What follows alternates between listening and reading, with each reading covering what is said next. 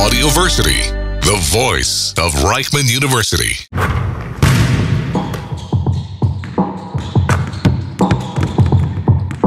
The Baseline. Stories from the court with Jonathan Rears and Nitzan Aharon.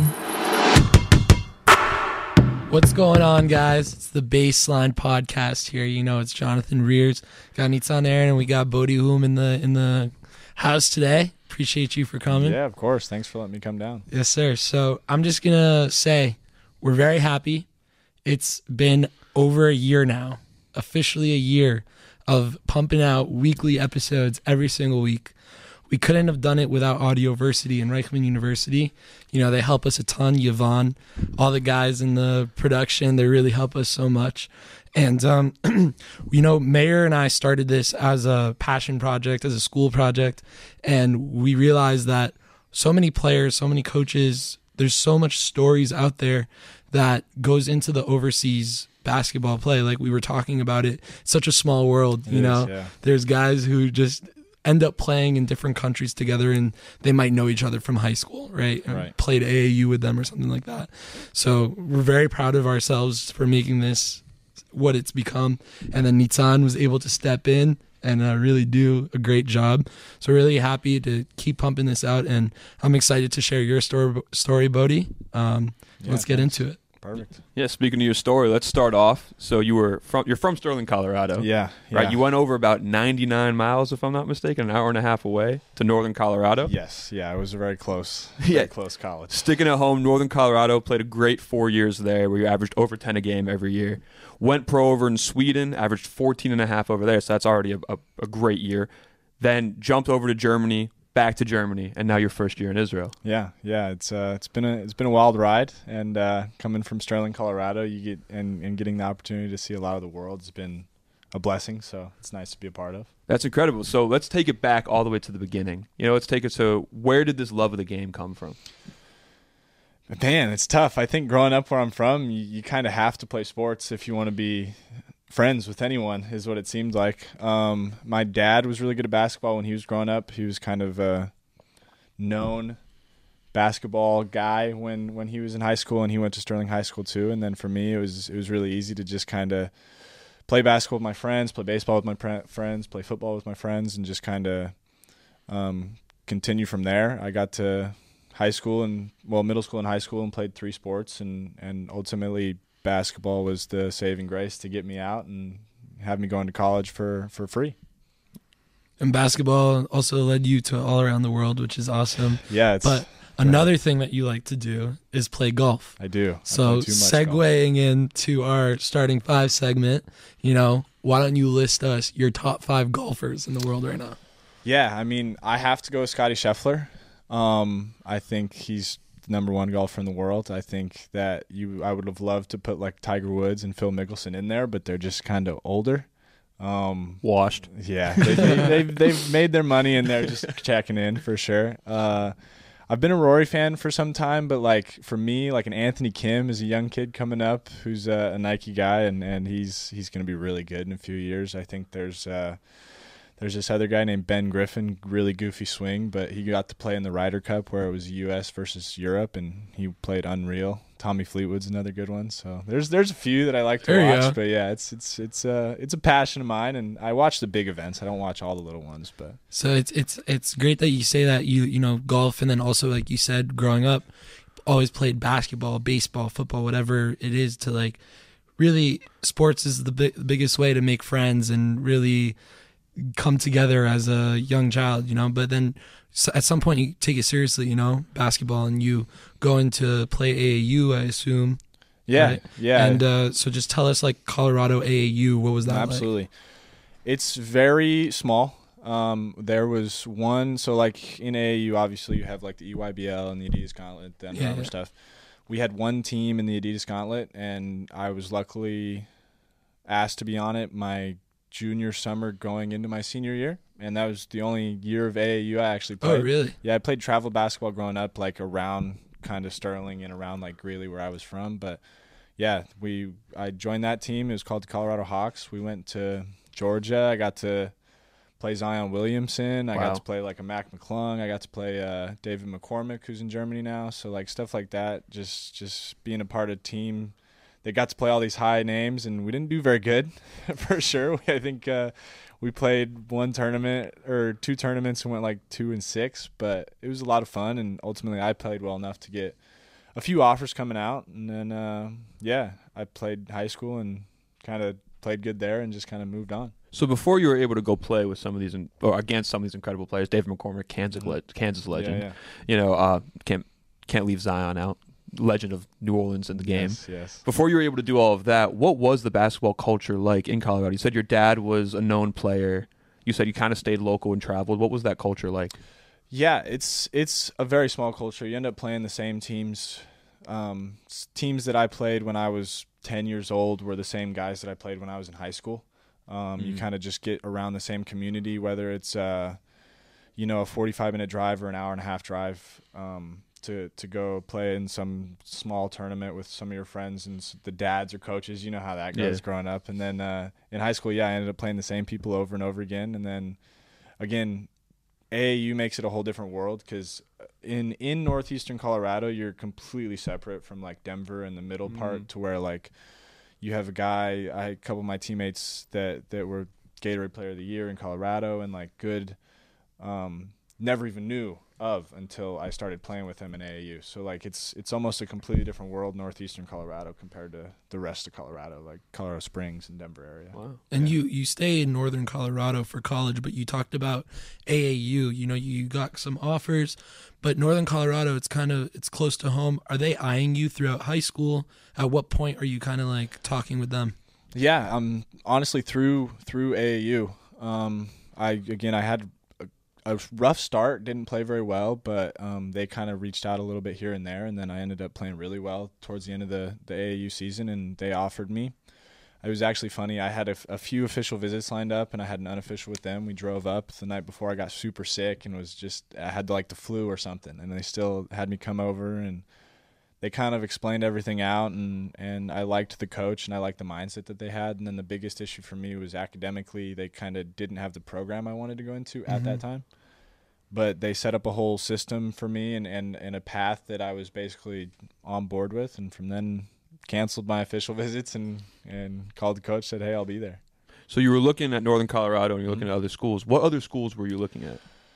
Man, it was a long time ago now. Yeah. I think Pepperdine was one I was kind of interested in. Omaha was one I was interested in. Then they had like Northeast schools like Mercer and Dartmouth. Okay. So was the interest also coming from the academic point as well? Yes and no. Like obviously, like I was a good student and I wanted to I had a plan of kind of what I wanted to do. And then as college basketball kind of continued and you realized that you could maybe be a professional, you kind of shift towards basketball a little bit more and less of the academic side. But yeah, I think that academics was a big part of my decision in choosing. So out of high school, you weren't really thinking like, oh, I'm going to go and do this for a pro career. No, truthfully, I was thinking I'm going to go get to play 4 years of basketball and then get a job and move on with my life, and then leave that chapter behind. And luckily, I just played well at the right times. But you end up at Northern Colorado. They set up the academic system. They get you right. They get you comfortable. You play 26 minutes a game, like for a freshman. Yeah. That's a lot. Yeah. So is that kind of in the talks as well in the beginning? He told me that I was going to play quite a bit. He couldn't guarantee me a starting spot, but like a 6-man type of position. And then all of a sudden, our starting 4-man got hurt. He messed up his ankle pretty bad and was out for like half the season. So I had to kind of step into that role and play the 4-man. And yeah, it helped me. I got to play well, made some shots at right times, and just was kind of super efficient. So it helped me stay on the floor. You go from playing, as you said, very local players to then only one AAU season of high-level competition. What was that jump to college basketball like? Different for sure. I think for me, the competition that I had in high school was very, very minimal compared to the rest of Colorado, let alone the rest of the nation, you know? And so once I get to college, I just tried to do what coach told me to do and tried to fit in as much as I could. And in college, even at D1, D2 levels, you play these tune-up games where like you're meant to just beat teams really bad. So I ended up playing well against the bad teams, and then I was kind of a confidence thing to just kind of carry you into the rest of the season. That's incredible. I mean, you see so many times when people go in that they lack the confidence when they come. When it's almost like a slap in the face. Yeah. So you getting that tune-up is really something that's important with that. And so you carry that on. You average 11 a game your freshman season. Then you jump up your sophomore season. You're shooting incredible numbers. You know, what is it like in college at this moment? It's a blast. Yeah. I mean, I'm starting to play well. Coach is giving me a bigger role, and ultimately, like, we start to win a few games here and there. We're starting to kind of hit a run. And then I remember specifically we were playing the best basketball. I was playing great basketball, and then we get to our conference tournament, and that's when they called it for COVID. So that was kind of that's tough. An issue. But, I mean, again, there was times where I just got to play unbelievable basketball. I think there was times where I was scoring like 26 and a half and just playing well. So I was really happy with how the season went. I've actually never really heard what you said before is like the tune-up games. You know, I always hear like guys in practice trying to get better, you know, trying to boost their confidence.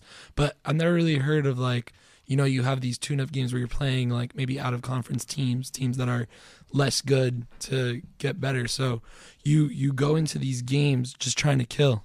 Yeah. I mean, because at the end of the day, like, D1 schools, you're there from June to July. You take like 2 weeks off in August, and you're getting to know everyone, and then you come back and you practice the whole time. Right.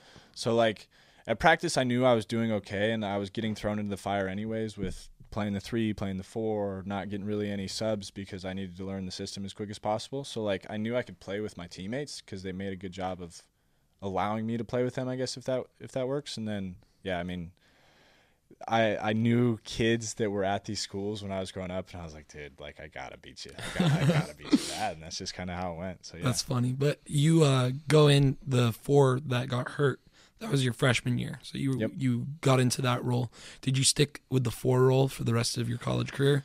Because I do see your junior year, this is where you take a big jump and you're averaging 16 and 7, right? Yeah. So you're playing like a 4, you know, the rebounding. No, 100%. So yeah, definitely. I think as we kind of continued, I did play the 4. There was always kind of a talk with my coach before of, you're going to play the 3, and then this would happen. And then my sophomore year, I was going to play the 3, and then our starting 4-man quit. And then the next year, we actually get Dalton Connect as a bounce back for us from JUCO. And he's like, well, he's going to play the 3, so you got to play the 4 again. And then same thing my senior year. So it was kind of – So Dalton was on that team? Yeah.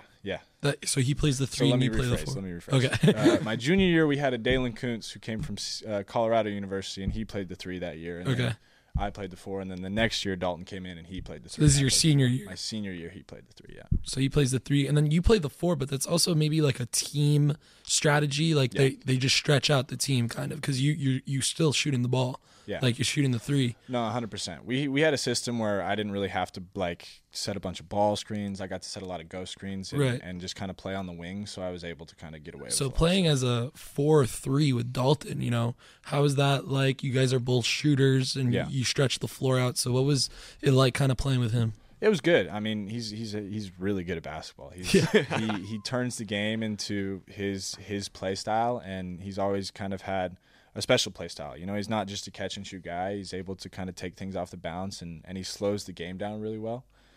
So yeah, I mean, it was really cool to watch him play. It was really cool to kind of grow with him and see him become just even a better basketball player, because he came from the JUCO in Sterling, Colorado. So I knew him kind of growing up, and I knew, and I played with him before, and yeah, it was a lot of fun to kind of play with him. And I mean, you see where he's at now. So he found confidence the year after I left, and after that he never looked back. You know, he finds plays in Tennessee, gets kills in Tennessee, and now he's just playing on the Lakers, hanging out, having fun. So, yeah. Could you tell early on that he was on the trajectory he was on? You know, I think when it comes down to it, I think that he was a really good player. You can never kind of tell when you play at a mid-major just because you don't necessarily know who's going to be watching. You don't necessarily know what's going to happen. And then with the COVID year, after I saw him go to Tennessee, I was like, well, he's good. He'll be fine, you know, because he's averaging like 22 his last year at UNC, and then he averaged like 24 or 20 at Tennessee. I'm like, this is crazy. So, yeah, once you hit that spotlight, you're pretty much good to go. He comes in 2021, right? Mm-hmm. This is NIL now. It's very rough. The beginning. Yes, very very beginning. So Can you talk kind of about that, like your senior year? How did that kind of take effect? Did you see something for the future, kind of how it was going to look like? Yeah, I think that our school was very unprepared at kind of what they could offer and what they could kind of contribute to. And NIL was such a new thing that we never really knew what we were kind of getting ourselves into and what really could be made of it. So we were trying to do everything by the book, cross the T's, dot the I's. And so I ended up having a few, like, I got to talk on the radio once a week and did some commercials and stuff. But, like, for me, even I think I have some friends back there now, and it doesn't sound like they just have that many opportunities in Greeley unless they go seek it out themselves more. So obviously, like, you go to a high major Tennessee or a Kansas or a Gonzaga, you're going to have opportunities to make some money, to where, like, UNC, you're there to produce and play good basketball. And I ask because you're in that COVID section. Did you have a chance to take a COVID year? I did, yeah, I did. So why did you not end up taking that? Truth is, I was over school. I think that for me, it seemed to be a waste of time to go take another year and do, like, start the major, but really don't do the classes. You know, I didn't want to really tank my grades like that, to where like I just drop the classes when it's all said and done. And for me, I had opportunities to make some money, so I was like, well, let's go give it a try. And ultimately, like, if I can go to somewhere and play professionally, it's been a dream of mine, so I might as well take advantage of it while I can. Taking it back, during the NIL era, you very rarely see someone stay out of school for 4 years. Yeah. And I know NIL kind of came late. There was COVID year. There was all these things. What kept you there for 4 strong years? Yeah. I get asked that a lot, actually. I think for me, coaches definitely, when going into my junior year, I had a chance to leave because the head coach left and he wanted to take me with him. I said, let me try this guy out. He's the original guy that brought me in, so let me try that. After that, he brought in a staff that I really liked and I could kind of get along with. So I stayed junior and senior year because I could have gone somewhere and tried something new. But I think for me, I had family, I had a girlfriend, I had a good community around me that I kind of wanted to just continue to be a part of. Well, that's And sorry to ask, but is it the same girl that you ended up marrying? So you meet her in northern Colorado at school? Yeah, freshman dorms, man. We were on the same floor, like three doors away. Yeah. Wow, it's like out of a movie. Yeah, it's pretty crazy. Been together since. I had the stigma of being the basketball player that was out and about and doing all these things, and I said, no, I'm here to hang out with you. And from then on, it was kind of history. We've been together. That's a girl's dream right there. It was fun, yeah. It's been a lot of fun. She's thugged it with me since the beginning. I mean, freshman year to Sweden even. I want to ask, since we're talking about her now, you go the 4 years in northern Colorado. A lot of kids in school and university don't really stay 4 years in a committed relationship, and then forget about northern Colorado, forget about America, going all the way to Sweden. That's a big step, and then ultimately you go through your whole career and you're still with her here, have a kid. Congratulations. Yeah, thank you. And she takes this role of being the wife of a player who comes and goes around overseas. What's that like, having a wife that goes with you from country to country with a kid as well? I mean, it's unbelievable. I think that a lot of people do it and a lot of people do it differently. I think that she's done an amazing job of keeping me sane and giving me the ability to mature and grow as well. I think that we've had a good system kind of since day one in Sweden, where she can cook, she can clean, she can take care of me, but ultimately I'm not just going to be some lazy guy sitting on the sidelines playing video games all day. So for me, it's been a blessing to have her kind of keep me in check at times and cook dinner and take care of cleaning the house when she's not here, because she's at home all day. There's some days where she doesn't even leave the apartment, and it's stuff like that because she gets nap trapped by our son or has work to do. But yeah, it's been a blessing. But I can't she say still so many works. things about it. Yeah. You guys still had your kid, which is beautiful. What is it like, kind of going through the pregnancy and having a kid in a foreign country? It's unreal. I think when we first started trying, we were trying to plan it so that he could be born in the States and whatnot, and we're like, it's just never going to work. It's such a limited window. And so for me, it was really easy to just kind of commit to that. And when she was pregnant, she was great. Like, she did awesome. She was traveling. doing everything that she could. She didn't have any no hamburger rule or anything like that. You know how it goes. And then when he was actually born in Germany, that was a process all its own. But again, the doctors and the nurses and the midwives were just a blessing to us.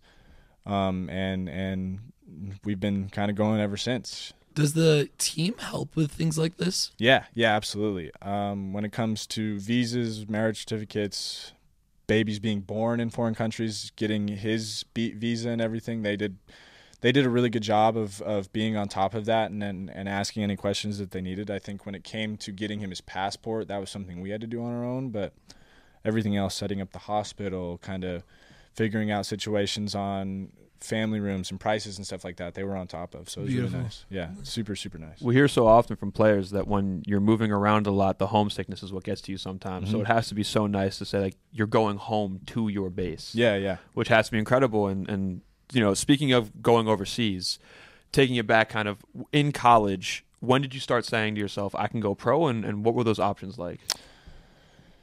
Going into my senior year, after my junior year, I played really well. And, started talking to agents, kind of seeing what things were like, started playing the field, seeing if these were real options. And I sat down with my agent today before I signed with him, and he just kind of shouted to me straight. He said, look, I can make you an overseas guy, no problem. It's really, we're just trying to see what high level you want to play at and stuff like that. After my senior year, there was a little dip, and he shouted to me straight. He said, look, you're just not an NBA guy right now. I think we should find you a spot here or find you a spot there and go from there. And it was awesome to kind of see. And obviously, realizing that it's becoming a dream that's kind of turning into a reality, you're just like, yeah, I'm on board with whatever. At the end of the day, like, I went to Sweden and it wasn't the best league, the best team, but it was a great group of guys, great coach, and we ended up playing really well. So I've trusted my agent since then. Was the G League on the table? I'm gonna say no.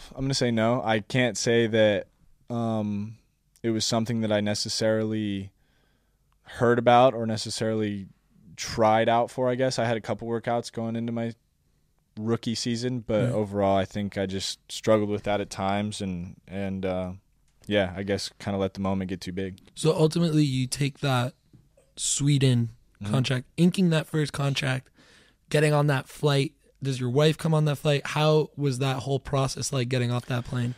Yeah, we were tremendously underpacked and very, very nervous. I think it's one of those situations where you fly into a small town or a small city and then go to an even smaller town. But I mean, once we got there, apartment was a little rough. Can't lie, it was a little rough. They ended up moving us to a much better apartment, so it was okay. But once we got there, we're like, we can make this work. It's got a bed, it's got a shower, it's got a kitchen that's fine for us, so we'll be fine.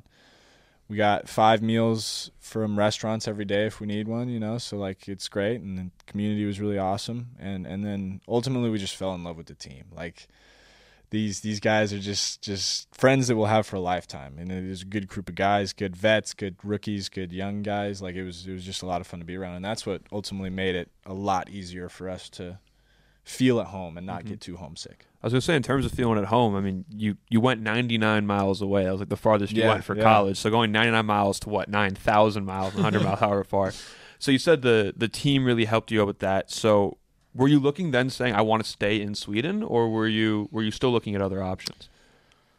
I mean, I think if the opportunity came, so let me rephrase. The opportunity came to stay in Sweden. It came to play for that team and run it back, because we ultimately lost in the finals. But again, like, I played really well, and ultimately my goal, once I became a professional, my goal was to get to the highest level I could get to. And that kind of included making the next step to Germany. And also my coach in Sweden saying, you cannot come back here. It is what it is. Staying in Sweden, you guys only have 2 Americans on the team, correct? 4. 4. You get 4. 4 yeah. Americans. Yeah, and okay. you can play them all. So it's kind of a solid regulation. Oh, nice. So how is it like being with those Americans? Great. Lot older. The youngest American other than me was 26, and he'd been playing pro for 4 years now, having a good time, and he was our best player. They hand really you good. off some advice? Oh yeah. Our old guy, our captain, he was 32 at the time. he'd been in Sweden for 4 years, left for 7, and then he came back. Oh, wow. And he was giving me all the advice he could, different ways to play, different stuff like that. And then we ended up having a 4-man that was in running for the MVP of the league. Unbelievable passer. Like I know this is gonna sound crazy, but he was like Jokic. Like he saw the whole floor and had the crazy jumper. Like not a good looking jumper, but it went in when he needed it to, and he was really good. So yeah, I think just being around them made basketball a lot easier. Sweden sounded like a great rookie year to have. Yeah. Did you pick up on any hockey over there? No, I stayed away from it. Stayed away from the hockey. Went to one soccer game, and that was about it. Having that great rookie year and then moving on, now it's like, all right, your coach said can't go back to Sweden. Yeah. You had a great year. It's time to move on. You have these other options. When does Germany come on the table? Pretty early, actually. I think I signed this Germany contract pretty early. I'm a sucker for new coaches, I think is what it's ultimately boiled down to. And this coach called and he said, yeah, this is my first year being a head coach in Germany. I'm really excited. I think it'd be great to have you. We obviously want you to be a guy for us. And I said, it's BBL Germany. Why not? And made it over there and had a lot of fun. Again, another good group of guys, really young. I was definitely not the oldest, definitely not the youngest, but I was nowhere near the middle, if that makes sense. Like I was 22, 23, and our youngest was 16, 18. Oh, wow. So it was a really young crew. You had David DeJulius out there. We did, yeah. We joined him late after my buddy Dre left. So yeah. Was he from Houston?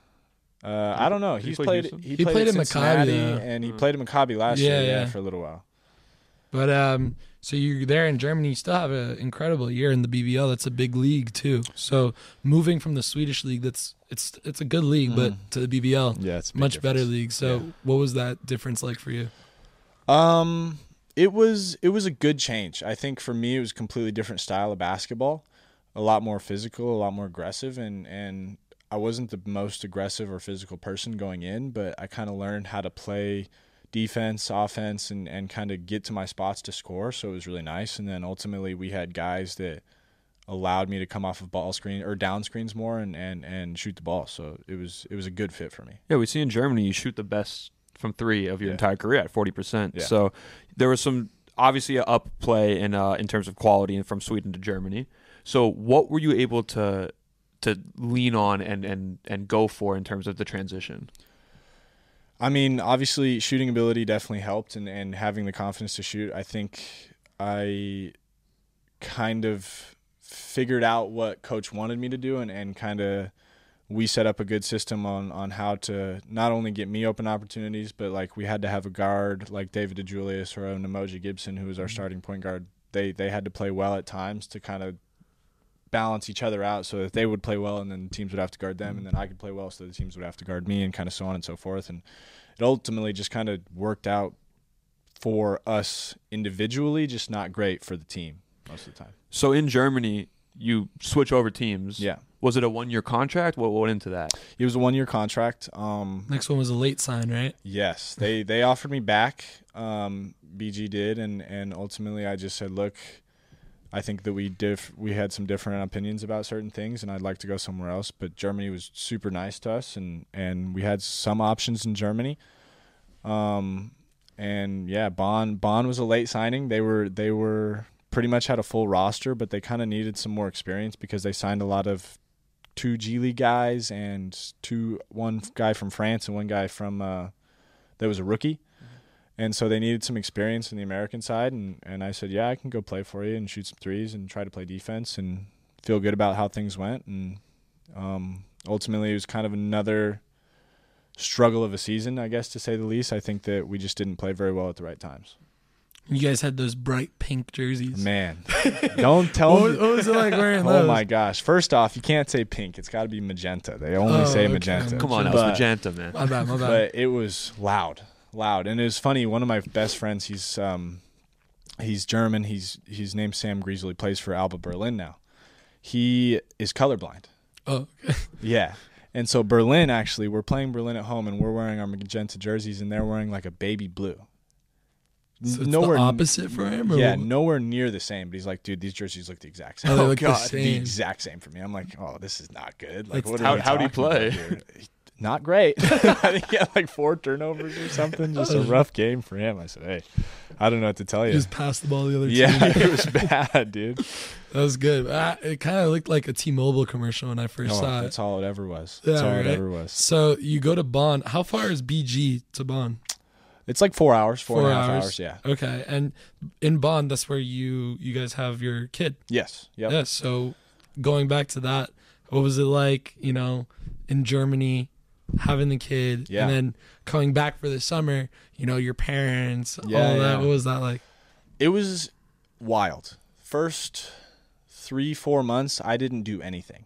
Like, there's just nothing I can really do. I can maybe nap with him every once in a while, but like ultimately my wife took over and was like, look, I got to feed him. I got to feed him at night when he wakes up in the middle of the night. Like, there's no need for you to wake up. There's no need for you to kind of just spend time with him when you can. Children's So, yeah. are a blessing, but in the first Exactly. 3-4 months, I'm sure you also sleep-wise, how was that affecting the game? It really wasn't too bad. Like, he would struggle at times to get good sleep, but overall he was sleeping okay through the night. And again, my wife was like, dude, just sleep as much as you can. I'm like, yeah, that's fine. You don't have to tell me twice, As soon as he was born, I missed a game. He was born on game day against Ulm, where Ben Soroff played last year. Mm-hmm. And so I missed that game, and then the next 3 I played unbelievable basketball, just unbelievable basketball. You're like riding a high of like, oh my gosh, I get to be a dad now, and it's a true blessing, and it's just made me play unbelievable basketball. So I was really excited for that. But overall, I think it affected me at times, but I got to have a good basketball schedule, so it wasn't too bad. Seems like it affected more for the better. It was definitely affected more for the better. How hard was it then for you to leave Germany after having your kid there, riding that high? Like, what went into that? Definitely tough. I think Germany was a great spot for us, and I think it was more of a comfortability thing. I think it goes back to like me choosing UNC in college. It's just a comfortability thing, and ultimately deciding to move on was best. When we went home this summer, I got to switch on full dad mode and kind of be the house dad, taking care of him every day, making sure he's fed and eats and change the diapers. So that was a lot of fun. And it's something that I just am lucky to get to do, like people in the States don't necessarily get to do that on a daily basis and spend that much time with their family on a daily basis. So it's just kind of nice to take a break and be fully invested in being a dad for a while. And then it's time to get back to business, right? Exactly. Now it's like it's like contracts, agents, playing in the BBL. I'm sure you're hearing from different teams around the world now. You hear Israel, what goes off on the brain? You're like, you have a newborn child, right? What are you guys thinking about going all the way up north? You talk to other guys who have been here in the past. What was that like? Yeah, I mean, I would say that we came into this place basically not unknowledgeable or knowledgeable of the situation, but knowing kind of what was going on, we just decided to kind of make a decision on our own, not getting very much information from like former players or anything like that. I think that we just kind of had this opportunity come calling, and ultimately my agent was like, dude, it's you're going to be fine. Like, everything's fine. Like, when it comes to that side of things. And I said, hey, look, I told my wife, I said, hey, look, if this is something that you're not 100% on board with, and we'll wait and we'll find something else and we'll figure it out. But she was like, no, let's do it. I mean, obviously I don't want to say what's the worst thing that can happen, but overall she's like, we're going to make the most of it, as long as if it does hit the fan, you leave when I leave. And that was her solo rule with it. And I said, yeah, I can get on board with that. And I mean, like I said, I'm a sucker for newer coaches. Coach Eldad's in his second season as a head coach, and he's enjoying it, and we're all enjoying it. So it's nice to be a part of. And y'all get off the plane. What's it like being in Israel? They greet you. How was that all like? Yeah, it was good. It was good. Got to meet some of the staff right away. I think they weren't completely prepared for the amount of bags that we brought this time while having a kid. And you learned from underpacking. Yes, now to exactly. And yet we still somehow underpacked, because it's going to get cold here eventually, and we just brought shorts and T-shirts. Hey, we're finally wearing hoodies. Yeah, exactly. But yeah, it's been awesome. I think that the airport was a little bit of a cluster, just because we had people fighting for baggage carts, and everyone's running You got around. the right welcome to this country. Yeah. But overall, I mean, it wasn't too bad. The apartment was fine, and we made it a good spot for us and a good home for us. So we're just kind of enjoying that while we can. And then you guys go all the way up north. Yeah. Right? And now you're starting to be here. You know, you're here about 2-3 months. Yep. Great team. You got a great player with Malik. You have other guy, Jemiah. Great team this year. And Kiryat Ata's all the way up north. Smaller market team. Mm-hmm. Usually you see Maccabi, Apoel Yerushalayim. They're like the top 3 teams. And then you have like Herzliya, whatever. This year it's completely different. We spoke about it in the beginning of the season, actually. There's guys all over the league that are really good. Yeah. You know? And like even Damian Lee's hurt, right? But Nessiona still have good guys on the team. They're in 7th. You know, Hapoel Ha'emek got a bigger pay budget because they combined teams up north, right? They had a Fula last year. They combined teams, so they have more of a salary cap. So they're in second now. But Kiryat Ata, they didn't really change the money standards, I don't think. But y'all are in 4th. Yeah. Last year, y'all were in the relegation round. Yeah, You weren't here, but they were in the relegation round. Now y'all are in 4th. So what's going on with the team? How are you guys clicking? How are you guys feeling together? Yeah, I mean, I think what I've noticed in this league is a lot of guys, especially foreigners, come in and enjoy it so much that they don't really leave, or they get opportunities and are blessed to get to stay and stuff like that. And I think our team is the definition of we're so young and we're so confident in our abilities that we're willing to play anyone and everyone, I guess, at that point. We're not scared of anyone because we don't know who anyone is, I guess is the best way to put it. Like, obviously, you know your Hopewell and you know your Maccabi and, like, you know some of these guys on every team. But, like, overall, we have 4 rookies, three rookies. Malik. One was in the G League, and then Jemiah and Darius were both straight out of college this year. And then me and Noah are the only guys that have, like, played professional basketball overseas anyways. Right. And I mean, we have our captains, it's his second or third year in He's the like league. 22 now. Exactly. Gal? Yeah, exactly. And we got Tomer, who's been in the league for some years, but everyone else, this is really their first time in the So league. you think like the young, the fire, the energy, that's what's going? Yeah, I think so. I think we just have a group of guys that isn't going to get scared by the name on the jersey. Is they're just here to play the best basketball that we can. Yeah, play, I think of those 2 losses, a lot of it had to do with the foul trouble. 100%. So we are hacks. It is. What it's known fact. do you think this is? You guys are hacks, or it's also the reffing is a bit iffy here in Israel? What about, like, I'll ask you more in a broader scheme. You got Sweden, you got your mid-major refs, and then you got German refs, you know, and then Israel. What have been the differences in officiating, you think? Yeah, I think that when it came to Germany, you knew who was an international ref, like a EuroLeague guy or a Champs League guy. You knew, like, those refs made it known that they were those refs. In what way? How they approached conversations with you when you had conversations, how they approached the game, and just kind of how they talk to you in a way. I think Israel obviously has guys that coach at international competitions. And I mean, we all make mistakes, right? Like, I travel, I turn the ball over, refs do the same thing. You know, they miss a call here and there. It's a part of basketball. They can't be 100% right every time. And I think that they're doing the best they absolutely can. I think that we are coming from Germany, at least. I knew it was a very physical league, and I was kind of able to get away, quote unquote, with a lot of things because I could use my body or put people in a different angle to try to not get a foul call. Now I'm trying to figure out the best way to combat playing a little looser, a little less physical. And obviously I've been struggling with it. You know, I'm getting maybe 1 or 2 fouls by body contact at the rim stuff, but overall it's hand checks and it's stuff like that that's kind of been killing me. So I think that we are hacks. I think that's the best way to put it. I see Darius, who is practically averaging 5 fouls, putting 2 hands on someone. I'm like, that's a foul. It's a blatant foul. So I think that it's definitely been a struggle for us, but we're trying to figure it out. And I think it goes back to practice. We are very physical and and get after it at practice. So I think it kind of translates to the game sometimes. So being a young team, going to the off the court, right? You're in Kiryat Ata. It's a bit of a hike from here in the center of Israel. Not as much going on, but you guys are all young. How's that going, like, off the court? Are you guys hanging out a lot? Is it tougher for you because you have a young kid at home? What's that like? Yeah, I tell everyone they got to give me a week in advance notice for me to try to do anything with them. But overall, it's been good. I think that the Americans like Darius and Jemiah, who are here completely alone, and it's a new environment for them, I think that they've been helped out by staff as well as me and my wife. We invite them to dinner, and we cook for we do family meals every here and there. And I think the Israelis have done a good job I've been invited to 4 or 5 Shabbat dinners now, and just kind of been a part of that, and they've invited everyone, so it's been really good.